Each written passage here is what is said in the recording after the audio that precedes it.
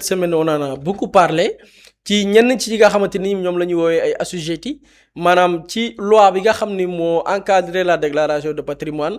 ñi nga xam ni ñoom la ñu wax ne dañu war a def seen déclaration de patrimoine ñenn ñi ñu ràññee ci ñàkk koo bañ a def ñu def focus ak benn titre des maires de Kiraay récalcitrants ou bien des hors la loi ndax ñoo xam ne lañ xëy na dañu sàmmonteelu li nga xam ne mooy yoon daf ko wax. Et dafay mettre focus ci ñi nga xam ne ñooy les maires ak les présidents de conseils départementaux bu ñu jëlee ñooñu yi nga xamante ni ñoo nekk ci gox-goxaat yi dañu gis ni li ci gën a doy waar mooy ci maires ak président des conseils départementaux ci téeméer yoo jël fukk daanaka ñoo def seen déclaration de patrimoine parce que boo jëlee Sénégal ci ni ñu ko organiser les chiffres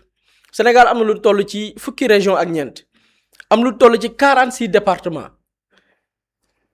communes yi ëpp nañ 550 communes mais bu ñu jëlee ci rapport provisoire bi OFNAC mujjee publier ñeent boo jëlee les conseils départementaux parce que département yi wax naa ñi ngi ci 46 4 ñoo ci def seen déclaration de patrimoine ci tous les départements du Sénégal 4 ñeent nga jël ci les maires wax naa ni Sénégal ëpp na 550 communes 49 maires ñoo ci def déclaration de patrimoine loolu boo ko xaymaa ci taux c'est 10% maanaam téeméer yoo jël 10 ñoo ci def la déclaration de patrimoine muy taux boo xam ne boo ko comparé de manière globale par exemple boo jëlee ci chiffres yi les assujettis muy au niveau de la présidence de la primature de l'Assemblée nationale des différents ministères boo leen calculer ñu ñëpp daanaka mën nga ni les maires les élus locaux muy les maires ak les présidents des conseils départementaux mën nañ leen classer comme les mauvais élèves maanaam ñoo xam ni bu ñu xoolee ñoo jël ndaare ci ñi nga xam ne ñoo les assujettis parce que bu ñu jëlee par exemple ci yeneen bànqaas yi muy ministère de l'économie et des finances jël ministère des forces armées jël présidence jël foofu yëpp bu ñu ko calculer taux bi boole kook les maires les élus locaux et tout taux bi daanaka dafay toll ci 56% des personnes yi nga xamante ne nii déposé wuñ parce que boo jëlee ci ministère de l'économie et des finances am na 247 défaillants ñoo xamante ni waroon nañ ko defuñ ñoom ñoo jël daanaka raw gàddu yi à travers les défaillants boo jëlee par exemple ministère des ñoom ñoo jël deuxième boo xoolee ci ñi nga xamante ni après les élus locaux ñoom ñoo jël deuxième mais bu ñu xoolee ci wàllu état le pouvoir exécutif muy les ministères ñi nga xam ne entre na yeneen yi nga xam ne dañ leen rattaché ci seeni service 247 défaillants en dehors des élus locaux au niveau ministère de l'économie et des finances 143 boo demee ministère des forces armées ñoom après les élus locaux après ministère de l'économie et des finances ministère des forces armées moom tamit moo ëpp ñi nga xamante ni c'est des assujettis te defuñ seen déclaration de patrimoine on compte 143 assujettis défaillants boo jëlee ministère de l'éducation 87 ministère de la justice 57 primature ña fa rattaché wu 11 boo jëlee assemblée nationale 9 donc boo boolee ñii ñëpp taux bi les élus locaux ñi nga xam ñoom ñoo jël raw gàddu gi ñoom topp ci ministères yi ma limal ak les différentes institutions 56% booy xool ñooy ñi nga xamante ni nii ñoo deful seen déclaration de patrimoine parce qu'on compte 3000 personnes ñoom ñi ñëpp boo leen limee les assujettis 3023 personnes lañ y a que 1695 ñoo déclaré donc jigéen bu ñu xoolee la liste des assujettis défaillants téeméer yoo jël juróom fukk ak juróom-benn la mais les élus locaux muy maires ak les conseils les présidents des conseils départementaux ñoom ñoo jël raw gàddu gi parce que ci taux bi ñoom bu dee de manière générale 56% de défaillants la ñoom c'est daanaka 90% de défaillants 10% ñoo ci def seen déclaration de patrimoine ñu gis ni boo xoolee ci mbir mi am na ci bu ñu jëlee par exemple les conseils départementaux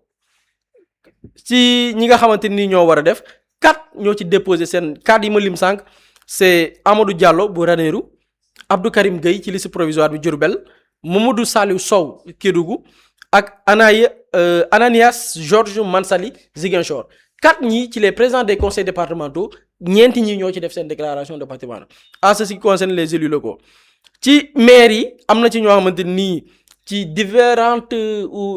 formations politiques la ñu bokk entre ñi nga xam ne ñooy waa APR PASTEF Taxawu Sénégal par exemple ñi nga xam ne respecté nañ def nañ seen déclaration de patrimoine y a le maire de Dakar Abass Fall maire Ziguinchor Djibril Sonko moom Pastef la bokk maire de Kër Massar Nord Adama Sarr bon nekkoon na Yewwi Askan Wi jugee Yewwi Askan Wi créé mouvement fan yi dégg naa ko kiiraay bon moom tamit mënuñu ko identifier fan la bokk également y'a le maire de Guédiawaye Ahmed Aïdara def na déclaration de patrimoine y'a Barthélémy Diaz l'ancien maire de Dakar def na sa déclaration de patrimoine le maire de Rufisque Omar Cissé Matar Ba maire de Fatick def na sa déclaration de patrimoine le maire de Kolda El Hadji Mamadou Diaw ñu gën ko xam ci Mamboy Diaw maire de Richard Toll Amadou Mame Diop bokk APR moom APR la bokk maire de Pikine Abdoulaye Timbo APR lañ ko xamee woon et maire Mbao APR également Abdou Karim Sall ñii def nañ seen déclaration de patrimoine buñ ko xoolee ci les différentes formations politiques mu am ci nag ci différentes formations politiques yooyu tamit ñoo xam ni c'est des assujettis défaillants boo jëlee par exemple Pastef am nañ ci benn muy Bilal Diatta ci liste bi nga xamante ni moom la OFNAC mujjee publier y'a Farba Ngom aussi ci liste provisoire bi ñu mujjee publier bokk ci Mansour Faye aussi maire de Saint-Louis ci liste bi ñu mujjee publier moom tamit bokk ci maanaam ñi nga xam ne def nañ seen déclaration de patrimoine par rapport aux différentes formations politiques donc APR mën nañ ci jël ñaar ñu gën a ràññee Pastef ñu jël ci benn ñu gën a ràññee mais journal bi dafa mettre focus ci waa Kiiraay xam nga Kiiraay ñoom ci en tout cas bu ñu sukkandikoo li président bi mujjee annoncé bi mu dalee des maires am nañ lu toll ci 306 maires ak des dizaines de présidents de conseil au niveau des conseils départementaux mais bu ñu gisee Kiiraay les républicains dañu gis ni ñenn daal respecté nañ li nga xam ne mooy déclaration de patrimoine bi y'a la mairesse de Ndiaganiao te ngi seen déclaré na maire bu Touba muy Abdoulahad Ka déclaré na maire Tambacounda Pape Banda Dièye déclaré na maire Thiès Babacar Diop déclaré na bon dafa rejoindre Kiiraay ci diggante bi. Bon pas encore déclaré na le maire de Saly Portudal Ousmane Gueye déclaré na ak maire bu Diass muy Mamadou Ndione ñoom déposé na li nga xamante nii mooy seen dossier ci li nga xamante ne nii mooy mbir ma mais nag daf ci am ñeneen ñi nga xamante nii ñoom daanaka procédé wuñ bu ñu jëlee Kiiraay la formation Kiiraay y'a le maire de Mbour muy Cheikh Issa Sall dégg guñ ko le maire de Mbacké Gallo Ba maire u Daara Samba Ndiobène Ka maire de Sindia Thierno Diagne la mairesse de Sagata Koumba Diaw le maire de Nguéniène kuñ naan Alpha Samb le maire de la Somone Saliou Diouf ak maire u Ngeexox Pape Songo Diouf ñoom dañu bokk ci ñi nga xamante nii defaguñ seen déclaration de patrimoine ba tax journal bi jàppee ñi nga xamante nii ñooy waa Kiiraay bu ñu xoolee ci lim bi daanaka soit des récalcitrants wala boog des hors la loi ñi nga xam ne xëy na peut-être li loi di wax xëy na est-ce que ñi ngi koy sàmmonteeg pour la mouvance présidentielle il faut le dire ñi nga xam ni jàpp na ni ñoom ñoo waroon xàll yoon bi wala boog ñoom ñoo war a des personnes yi nga xam ne ñoom ñoo waroon joxe le bon exemple donc loolu la ñu mënoon jàpp ci tënk par rapport la situation de manière détaillée te ñu déjee ko exclusivement ñi nga xam ne ñoo les élus locaux. ba tey ci déclaration de patrimoine ak coow yi nga xamante ni am na ci ñuy tuddee ay défaillants Pape Samba mu mel ni maire yi moom dafa mel ni ñoom ñoo daal di jël raw gàddu gi ndax ñu ci bari ci ñoom ba fii ñuy àddu ak yéen defuñu seen déclaration de patrimoine. waaw effectivement et ça pose un énorme problème parce que xam nga lan moo tax ça pose problème man j'ai l'impression que au Sénégal xamuñ lan mooy importance su mairie. parce que sànq am na yenn sujet yoo xamante ne ñu ngi ko doon waxtaanee mais dans les grandes démocraties parce que Sénégal mu ngi noonu daal mais dans les grands pays mairie yi ñoo koy jël en charge normalement un maire c'est-à-dire que un maire c'est un poste très très stratégique et très important surtout yenn mairie yi nga xamante ne dañ la allouer yenn budget mais léegi au nom de quoi xam nga sànq maa ngi naan le président il est élu le député il est élu de la même manière que le maire il est élu. waa maire boobu noonu bu fekkee ne dañ koo fal moom son obligation de rendre compte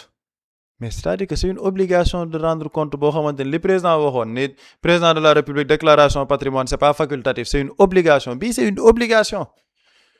te lan moo tax secteur mairie yi mu nekk tamit lu am solo la question du foncier gis nga la question du foncier c'est un sujet super important concernant nos mairies nan la ñuy joxee suuf yi parce que pour que gars yi xam par exemple boo amee sa benn zone boo xamante ne da nga fa am terrain nga am tool wala lenn c'est-à-dire que bu fekkee ne dañ lay da ngay dem ñu normaliser ko de manière légale au niveau de la mairie bu ñuy def plan beeg yooyu noonu yëpp ba ñu war a valider mairie bi day am lu muy jël yow ñu bàyyeeg la su surface waa loolu noonu yëpp ak suuf yi nga xamante ne yenn saa yi mairie yi ñu ngi koy jox yenn entreprise dans quelles conditions lañ koy joxe et loolu ce sont les maires qui sont directement c'est-à-dire que ils sont directement responsables moo tax man bu ñu ne ma il y a autant de maires qui n'ont pas fait leur déclaration de patrimoine dama ne c'est suspect ça pose problème et quand on parle de patrimoine xam nañ ne patrimoine bi ëpp doole nag au Sénégal c'est le patrimoine foncier parce que suuf mooy alal te maa ngi koy waxaat au niveau des mairies le foncier c'est un problème super important te d'ailleurs sax seeni localité dañ koy kaas yenn saa da ngay gis yenn localité yoo xamante ne suuf bi dañ koy kaas il y a des gens yoo xamante ne ils sont lésés par rapport ak loolu mais dañuy def des revendications ci au niveau de leur mairie mais au Sénégal dañoo am benn c'est-à-dire que l'homme politique en fait de la même manière pour les fonds politiques pour la déclaration de patrimoine c'est-à-dire que l'homme politique dañoo jàpp ni daal boo eggee ci benn station tu n'as aucune responsabilité wala yow waroo rendre compte peuple bi da nga war a egg boo nekkee maire wala nga nekk député wala nga nekk ministre tu bénéficies de privilèges tu dois prendre en compte ces privilèges là yow tu t'enrichis wala nga am noo dundee après yow peuple bi la fa teg amoo loo leen di rendre compte da ngay gis yenn zone yoo xamante ni seen maire mën na fa nekk depuis 2012 wala depuis 2013 doo gis benn impact boo xam ne maire bi am na ko ci localité bi waa tey jii bu ma nekkoon ci zone boobu ñu ne ma sa maire yow nee na du def déclaration de patrimoine mais loolu man dama naan mais ñun c'est-à-dire que ñun qu'est-ce qu'on a fait au bon Dieu il faut que gis nga am na benn texte boo xam ne Amadou Ba mu ngi ko doon wax la moralisation de l'espace politique c'est que gis nga lii man moo tax par rapport aux sanctions laay gën a xaar nag gis nga dañoo war a def des mesures yoo xamante ne des mesures restrictives des mesures yoo xamante ne radicales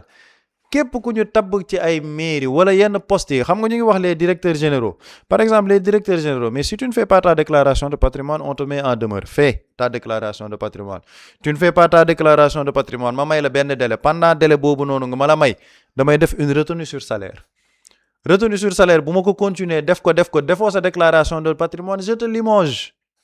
Il faut qu'on soit radical dans la gestion de l'affaire publique au Sénégal et de la même manière pour les maires mais am na yenn cas mairie yoo xamante ne man je n'accuse personne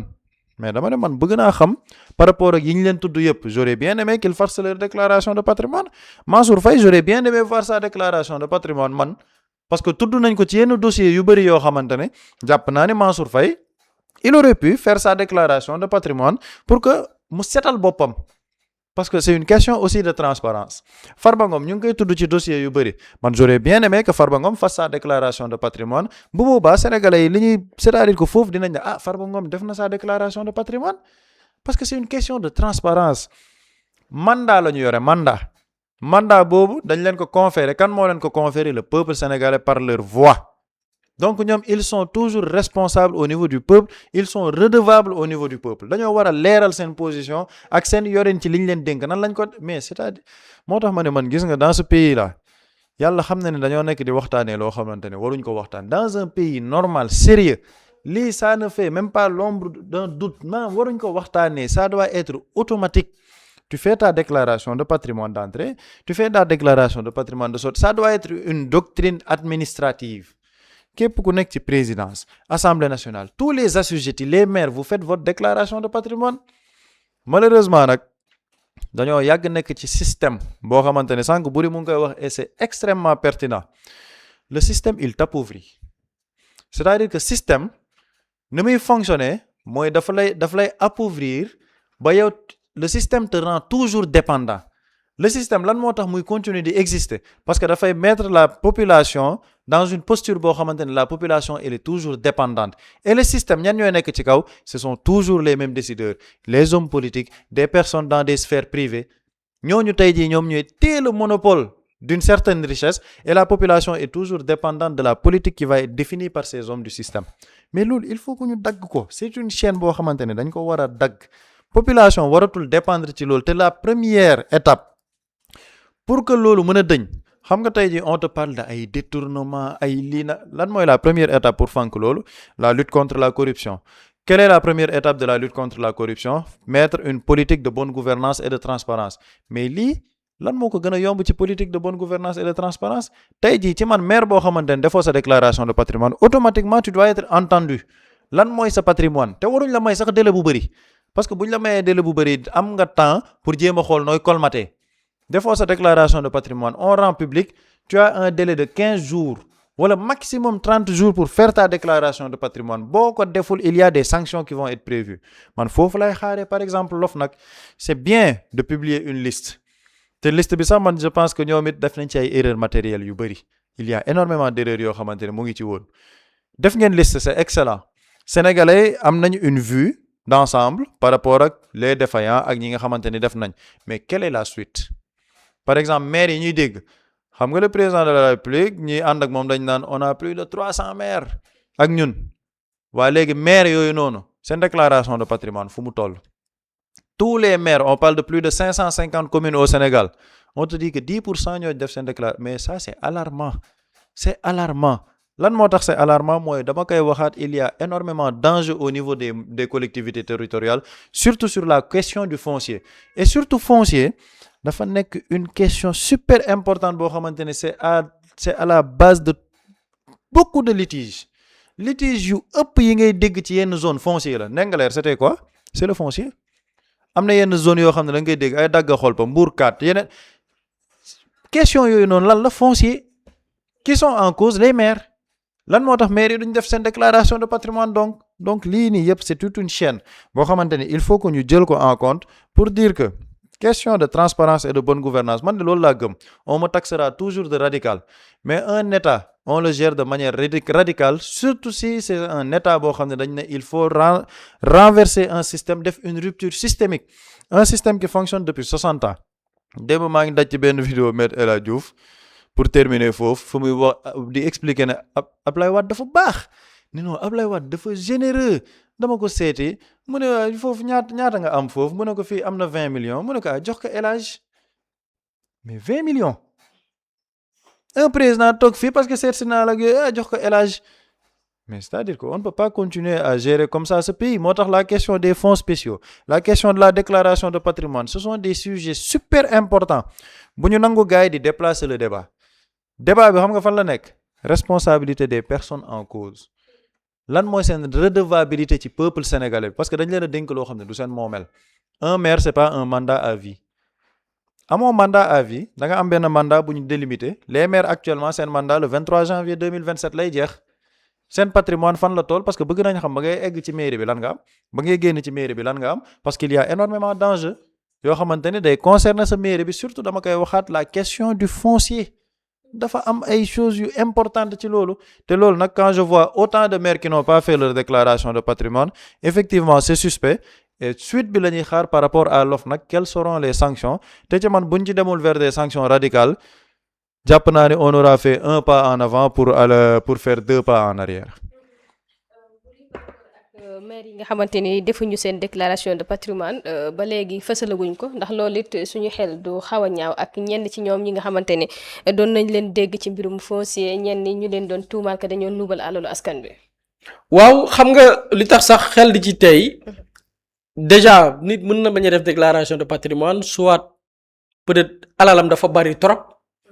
par exemple imaginer koo xam ne am na 15 kër. am na Sénégal gi am na ñoom lépp lool 15 kër 50 terrains de plusieurs hectares des appartements nga am Diamniadio par exemple des appartements au niveau de la cité de l'émergence nga am fa ay appartements qui coûtent des centaines de millions xam nga kooku bu ñu ko joxee délai 1 mois il va falloir du temps pour que mu mun a solliciter des experts de part et d'autre ñu mën a évaluer kooku bosam dina jël temps xam naa peut-être mun na justifier ñeneen ñi seen retard. ñenn ñi mun nañ ko def de manière volontaire ñi bañ a def nag ñi bañ a def xëy na peut-être nit ki mun na daw ñaar benn bi pour alalam nit ñi xam ko et foofu pourquoi ça pose problème parce que OFNAC les assujettis bokkuñu ak le président de la République bi nga xam ne bu déposer patrimoine am dañ koy publicité dañ koy fësal non foofu boo déposer kenn du ko xam maanaam duñ ko teg ci penc bi kon foofu bu dee question de sutura amoo looy ragal mais ñaari ragal mën na am. mën nga ragal askan wi xam ñaata nga am te boobu pour man mun naa ko écarter parce que sa alal kenn du ko publier wala nga ragal OFNAC am lu ma xam parce que aussi OFNAC boo déposé nekkul déposé nga rek da ngay toog au calme jàpp sa mor sa njàmbur OFNAC dafay rechercher la sincérité li nga déclarer les biens muy kër yi muy investissement yi bu dee da nga am entreprise bu lay générer du revenu nga wax ko bu dee da kër par exemple boo nee kër am naa kër nangam da ngay wax ñaara nga ko jëndee ak ci ban procédé nga ko acquérir mooy war a boo jëlee par exemple déclaration président Diomaye bi mu ne am naa kër Mermoz président Diomaye dafa justifier fan la amee kër gi mu ne mi ngi ko am dans le cadre d'une organisation bi mu nekkoon biir service des impôts et domaines bon tout le monde sait que parfois ñoom les agents dinañ am des avantages par rapport ak seeni liggéey par exemple nga gis benn je donne seulement un exemple pas son exemple mais da nga jël beneen exemple benn inspecteur des impôts wala kenn koo xam ne dans le domaine affaire cadastre yooyu lay yëngu ñu ne par exemple def nañ lotissement tel am na ci benn lot boo xamante nii ñenn ci ñi defoon liggéey ba lañ ko jox mën a nekk dans ce cadre et c'est légal léegi nit ki bu dee ni moom wóor na ko ne du ñu publier alalam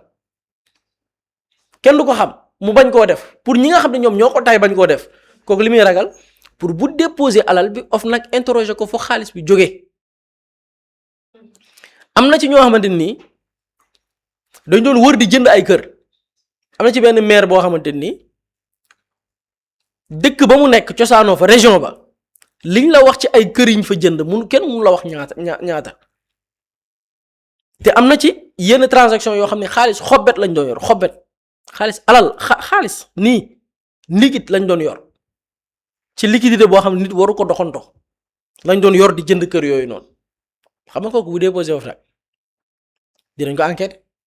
yow kër gi nga jëndee nangami million foo jëlee xaalis bi dina ko justifier bu ko mënta justifier nag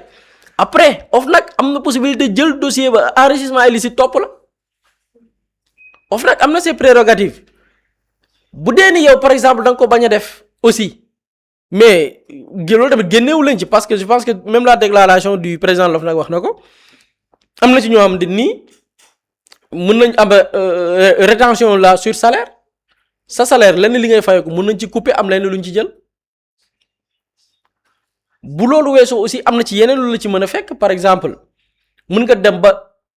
bépp fonction boo xamante ni xëy na peut-être yenn ci ay fonction spécifique mënatoo ko def fonction publique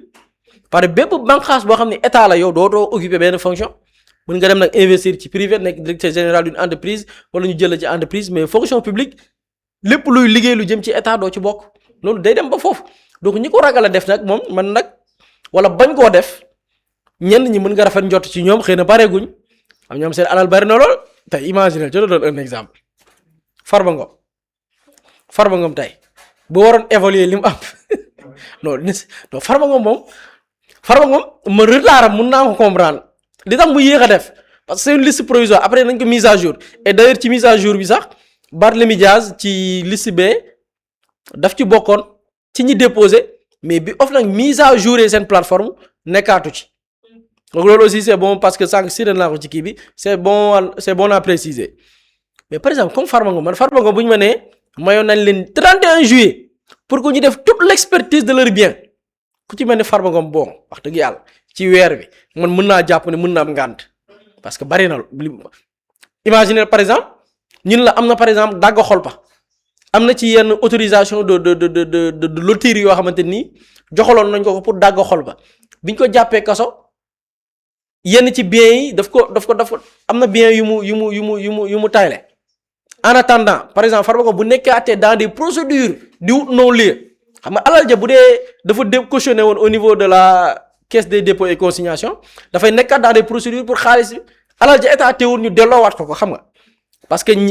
fan yëpp da ngay information ni non-lieu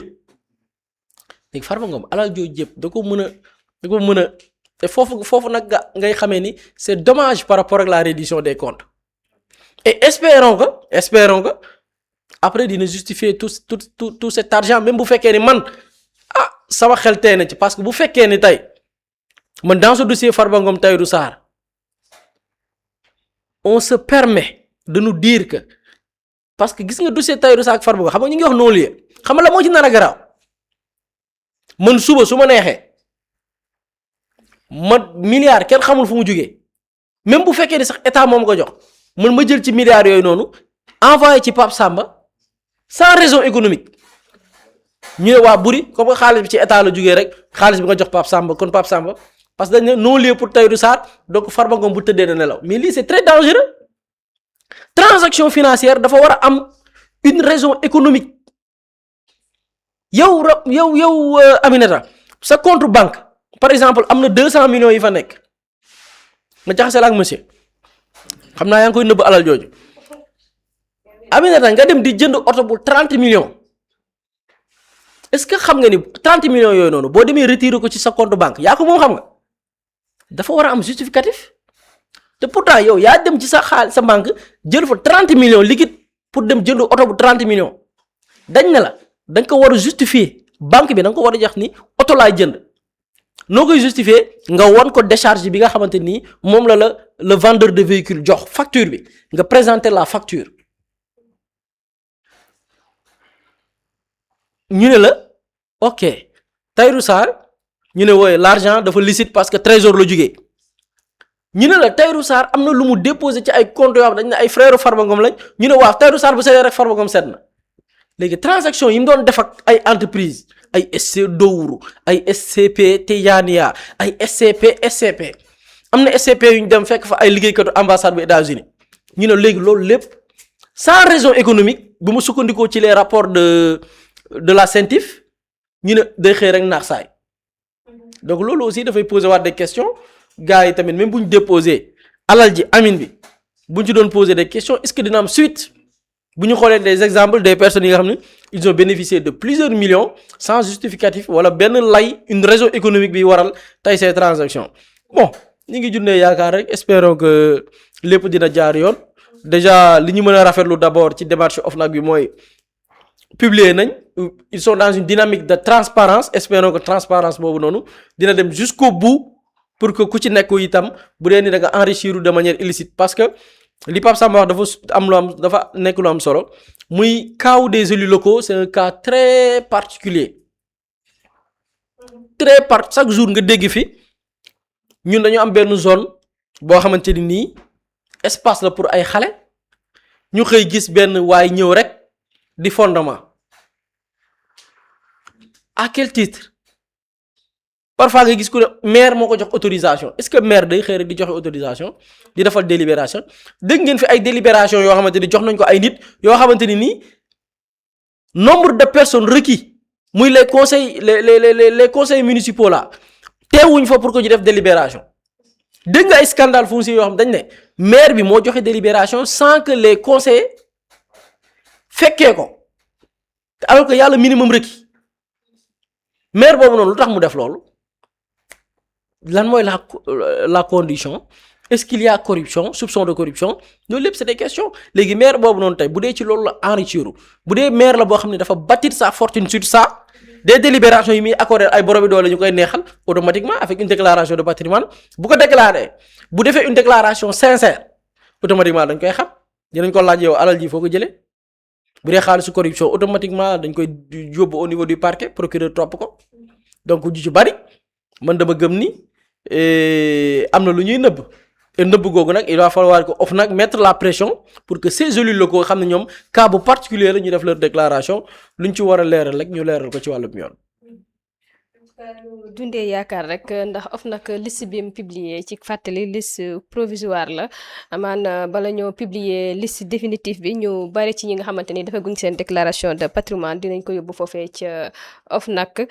dafay mel ni li ñu cërale woon ci waxtu egsi nañ ci pànd Mously Immo Sénégal moo ñëw taxawu leen indi ay saafara ci jafe-jafe yi ngeen di dund ci wàllum immobilier yow mi bëgg a jënd terrain yow mi bëgg a jënd kër wala tabax jokkool ak Mously Immo danga am sa kër bëgg ku la ko terrasseel wala nga am sa tool bëgg ku la ko lotiseel defal la ko ay terrain Mously Immo daf leen koy jàppandil gunge leen ci anam gu mucc ayib ku am sa kër itam te nekkoo ci biir réew mi bëgg ku la ko toppatool gérer la ko Mously Immo moo ci gën a gaaw gën ci wóor yow mi bëgg a defaraat sa kër wala nga bëgg a toxu te bëgg ku la ko nettoyer ba sax nga bëgg a defar plan architecte plan béton armé wala nga soxla ay conseil ci wàllum immobilier contactel Mously Immo Sénégal ci 77 887 25 13 77 887 25 13 man ngeen itam abonné ci seen YouTube bi di Mouslay Immo Sénégal ngir yeneen i xibaar ak Mouslay Immo Sénégal jaaxle jeex na ci wàllum dëkkuwaay. Quand l'immobilier devient une évidence, contactez-nous.